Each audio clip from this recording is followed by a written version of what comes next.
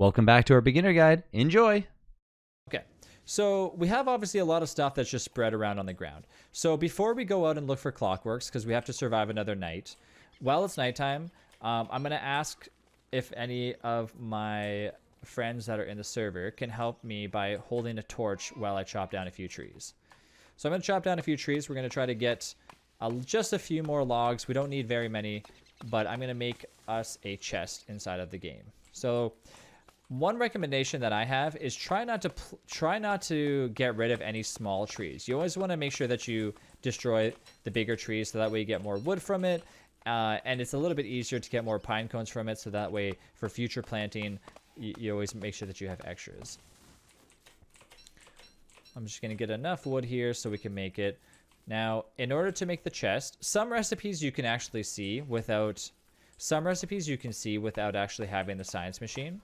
But some recipes you can't. Now, you're going to see people fighting, our friends are currently fighting one of the bosses that spawns in from actually chopping trees. So a tree guardian won't just randomly walk around the map. A tree guardian spawns in when you've got your naughtiness level from chopping too many trees. So you're going to want to make sure that when you're chopping trees, you be careful, because if you chop too many and you don't reverse plant a lot of pine cones, you're going to end up with a lot of tree guardians. So if you happen to come across a tree guardian, one way is to learning the kiting patterns, which we're not going to get into right now, but is to either fight them with your friends and get rid of the tree guardian. Another option is to leave the tree guardian alone and instead plant your pine cones in the ground. Now, a tree guardian, as long as it's near you, will recognize you planting, as long as I believe it's if you're the one that was attacking it originally. But if you are to then plant the pine cones in the ground, you appease the tree guardian, and it can sometimes go back into its regular state of becoming a tree again. Now, the one thing you should know about tree guardians is they don't give up. So if a tree guardian is attacking you and you decide to run away, it's going to then still follow you. It might take a very long time to get to you, but it will still find you on the map and locate you on the map. So that is one thing that is a little bit different than other mobs. Some mobs you can get away from by just running away and they won't follow you. For example, bees, if they're in a certain area, they go back to their bee farm or they go back to their bee huts. Now, a tree guardian does not do that, so just always be careful about that. Okay, so we got the logs that we wanted to get. So I'm going to go back here and I'm going to make myself some boards. Once again, my sanity went back up almost to the full amount that it should be. We're going to make ourselves 3 boards, and now we're going to look at what else we can make. Underneath the structures tab, this is the next important thing for your base, and this is going to be a chest.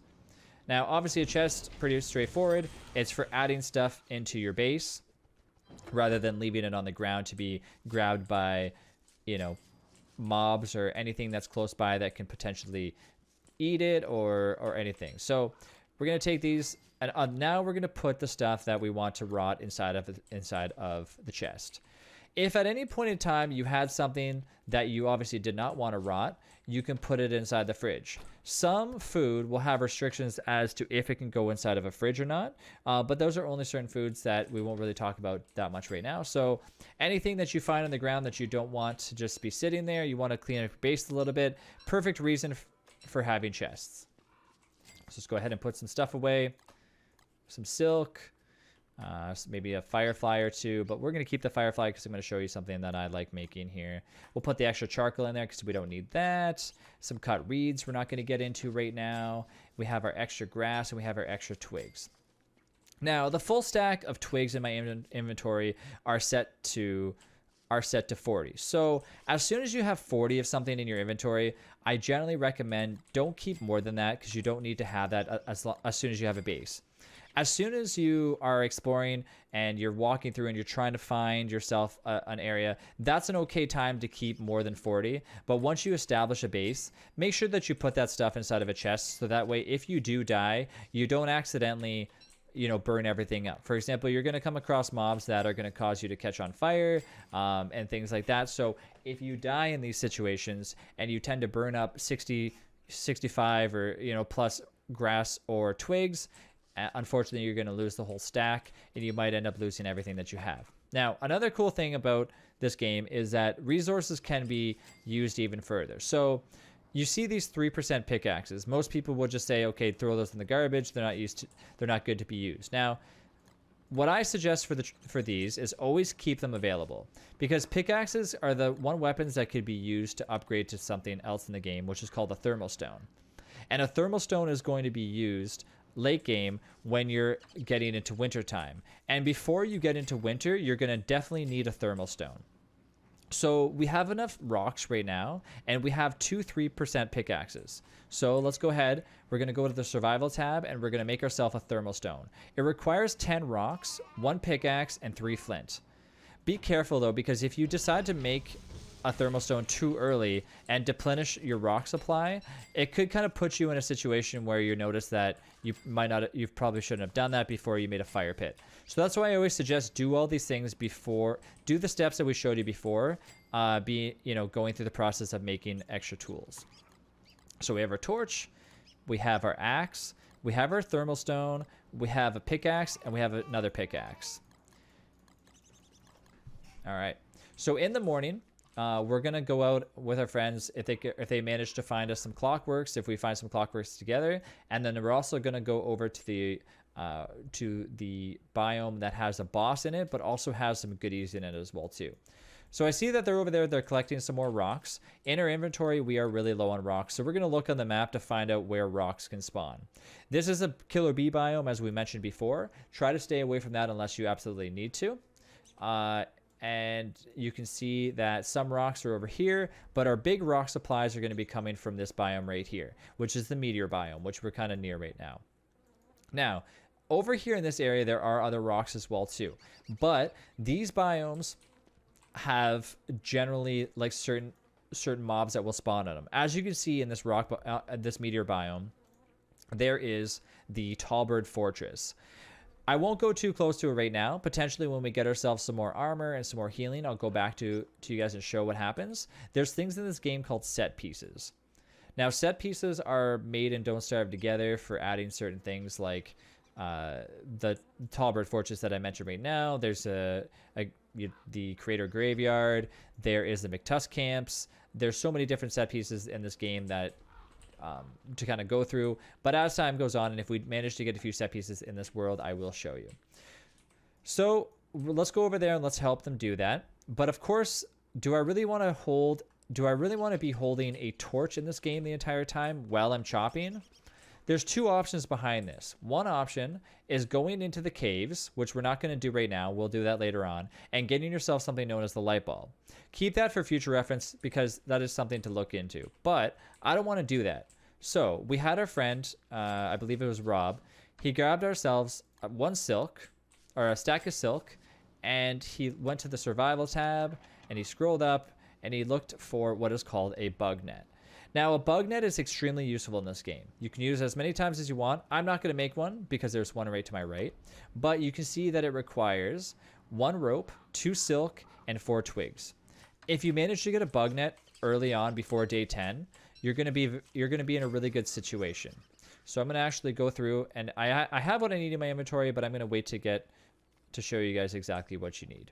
So nighttime rolls around. Make sure you have your torch with you. Make sure that you're looking around and you're looking around and you're looking for what we mentioned earlier, which are the fireflies. Now remember, fireflies help you in the pure darkness when you're walking around.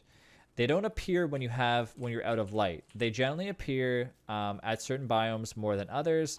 Usually, if you're looking for fireflies, the best place to find them is in the mosaic biomes, which are basically over there in the deciduous biomes. But if you're looking for, instead of getting too far into the names, we're basically gonna say near the Pig King, because that's basically the biome that you're gonna need to be in to find the fireflies. They're not necessarily easy to find. They could be sporadic. They could also be there could be an abundance at one point in time, but in order to catch them at nighttime is the only time to do this, of course. So because I've already actually have a firefly, I won't go through the process of showing you, but if it was nighttime right now and we managed to find one, it would be floating in the sky and around here. It would look like a little bit of light, a little bit of flicker. You would you basically put your bug net in your hand and hold spacebar. The best thing that you could do is hold spacebar. If you manage to click on the fireflies, sometimes they go away while you're walking. So I always suggest holding spacebar. There's an animation that goes off if you do it in a different form. So always hold spacebar near the fireflies, because as soon as your character does a swing, it will automatically get a firefly. So I'm going to go back now that we actually have what we need. If I manage to find one the next night, I will show you guys how to get one. But for now, you kind of get the idea that you just hold the bug net in your hand, go near a firefly, hold spacebar, and if your character's animation goes off, you instantly have a firefly. Doesn't matter if the firefly goes away either. Your animation, as soon as it starts, it's a guaranteed catch for that firefly. So, my favorite item in this game, or one of my favorite items in this game, is what is called a miner hat. And your miner hat is going to be really, really useful for going through the actual game without having to worry about holding what is known as a lantern. And a lantern we won't show you right now because we have to go in the caves for that. So first, you need a firefly. Second, you need to make yourself a handy dandy straw hat. Now, straw hats are not really that useful in this game. They basically block, they give you a little bit of waterproof, and they give you a little bit of heat protection during the summertime. But in this case, we're making it for an alternate reason. So you take the hat, put that in your inventory, place your firefly next to it. You don't have to do it in this order, but I'm just showing you. And third, you want to make sure that you have one piece of gold. So we have all three, and that's how you make yourself a miner hat. Now, the miner hat is exactly what we're going to need when we start to work out at nighttime, because if we're going around and we're chopping resources, we're going to need to have this on top of our heads to clear space in our arms. And that's why I generally suggest having a miner hat over a lantern. And a lantern, like I said, we'll show you later on, but basically a lantern would go in your arms, and you'd have to place it down before you do any type of mining. So for me, I always suggest using a miner hat. It's just a little bit easier and it doesn't get in the way as much. But as time goes on, we'll show you the pros and cons between each. So I'm making myself the few meatballs that you just seen. 1 meat of any kind and 3 filler gets our nice, amazing meatballs. Obviously, as I mentioned before, it's better to cook things before doing it, but I knew that if I made these, I'm just going to be eating them right away and not have to worry about them going stale. So in this case, I didn't bother cooking them first. So as the time goes on, our friends are still out there. They're kind of looking around for a few things. I'm not too sure. Did you guys manage to find any clockworks at all? I didn't know if they did or not. We also still have to make sure that we're going to go get some rocks, but we're going to do that at nighttime. So before we go anywhere, before we get to day 10, remember when I first mentioned at the start of the game, I said that by day 6 or day 7, you need to make sure that you have protection in this game because things will attack you periodically. So we're going to make ourselves some protection right now. Now, you could have done this with the science machine, but you could also do it with the alchemy machine as well too. As soon as you get yourself more than 8 logs, and you manage to set up your base and you have everything established, you're going to want to go into your fighting tab and look at log suits. Log suits are what you're going to need to wear when the hounds show up. So first we're going to make ourselves 2 pieces of rope, and we're going to make ourselves 1 log suit. And now we have protection. 80% protection, meaning that 20% of damage is going to go through when we take the hits. And we have our spear as well too. This doesn't mean you can go run into battle and fight any types of bosses that you want, but it does mean that against basic things like spiders, basic things like hounds to start, you're going to be somewhat okay against protection. So this is kind of what you want to make sure you have in your inventory. So we have our miner hat, we have our thermal stone, we have our log suit, we have our spear, and we have our bug net. Next up is we're going to go work towards helping our friends get some more gold and to go and fill up on some rocks. And we're going to hope that we can find ourselves some nice fireflies. In our next tutorial, we're going to be showing you guys what different resources you should be bringing back to your base and exactly how you should be going about doing this. Before the first time that you start placing things in your base, which I'm going to show you exactly what a shovel is used for, you're going to want to make sure that you get past the first hound wave. And there's a reason for this, and it's kind of odd, but I'll wait for the hounds to show up so you guys can see them yourself. So let's go ahead and let's use some of these pickaxes that we have, and we're going to chop down some of these things. So it looks like our friends cleared out a lot of this area, and they got rid of them. That's how they managed to give us all the gold that we have. I will show you guys the Talbert Fortress, which was once again a set piece. And you want to make sure that you stay somewhat like away from the Talbirds. Talbirds are a mob that is more so not necessarily late game or hard to fight, but they can get in the way a lot, and if they do chase you down if you manage to get too close to their eggs. As you can see, they're standing over top of their eggs. Those eggs are really useful. They can fill you up a lot. You can also do a few things with them as well too, other than just eat them.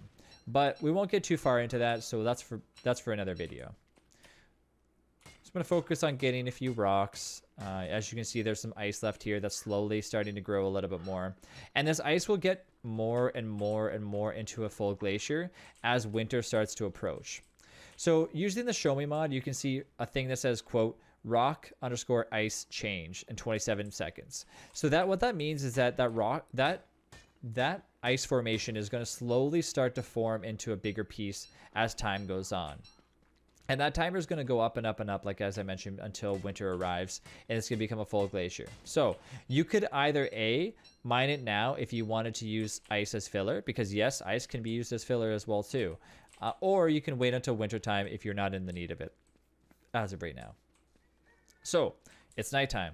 What do? Do we walk around with our torch in our hand? We could. Or we could walk around with our miner hat. I'm going to choose to walk around with our torch. We need to use it anyways. And I feel like using our miner hat right now might be a little bit of wasted resource.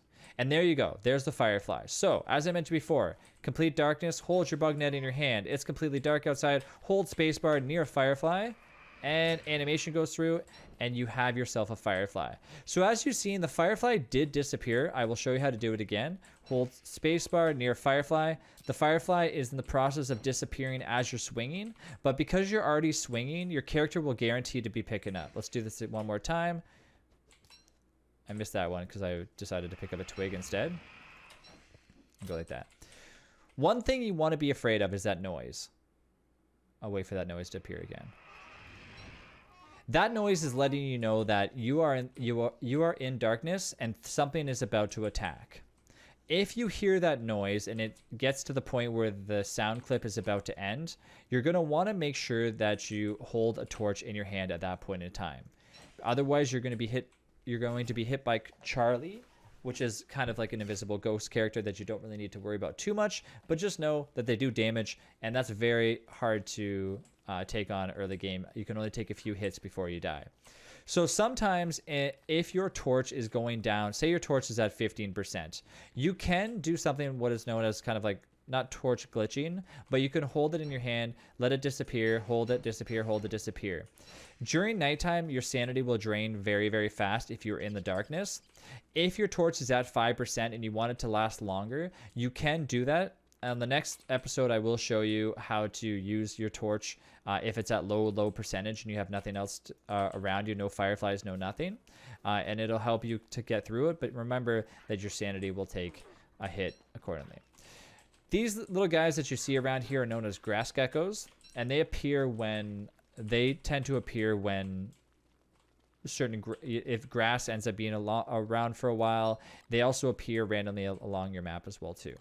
So we have our fireflies. Our fireflies are what is needed in order to refill and add fuel to our miner hat.